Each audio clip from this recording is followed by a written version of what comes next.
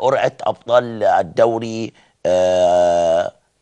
الإفريقية اللي أجريت أمس في مقر الاتحاد الإفريقي بالكاف، أوقعت الزمالك المصري أمام ستارز الكيني في دور ال 64 للبطولة. طبعا نادي الزمالك العريق يلعب في الدور التمهيدي 64، وهذا لا يليق بنادي الزمالك، ولكن بعده عن البطولات الإفريقية جعل الزمالك يبدأ بدور ال 64.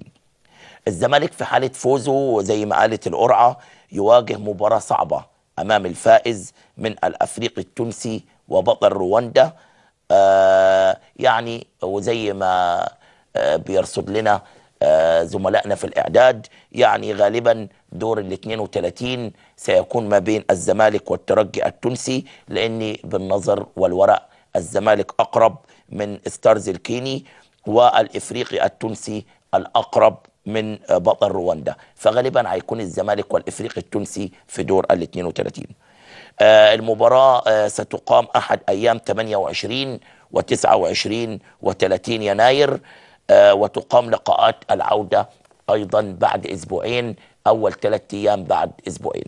إذن الزمالك يلتقي مع ستارز الكيني في دور ال 64 أيام 28 أو 29 أو 30 يناير المقبل في القاهرة، وعلى الزمالك أن يريح نفسه كثيرا على أن تكون مباراة العودة في كينيا تحصيل حاصل بإذن الله. المستشار جلال إبراهيم يؤكد توقيع عقود انتقال عصام الحضري غدا. كان امبارح عصام الحضري على موعد مع مؤتمر صحفي في السودان، وبالتحديد مع نادي المريخ السوداني ورئيسه السيد جمال الوالي، وبالفعل أصرح عصام أن المؤتمر الصحفي سيتم الإعلان فيه رسميا عن انتقاله لنادي المريخ السوداني بعد أن انتقل رسميا، ووصل نادي الزمالك 300 ألف يورو، وغدا سيتم دفع باقي المبلغ، أو ربما يكون جه النهارده.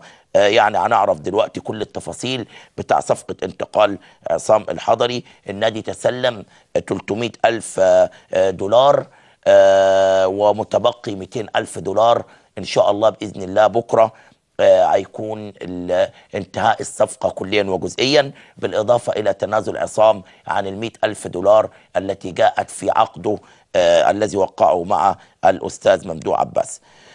تعذر وصول عادل أبو جريشة المسؤول عن الصفقة النهاردة هو وعصام الحضري بسبب بعض الأوراق والمتعلقات التي ينهي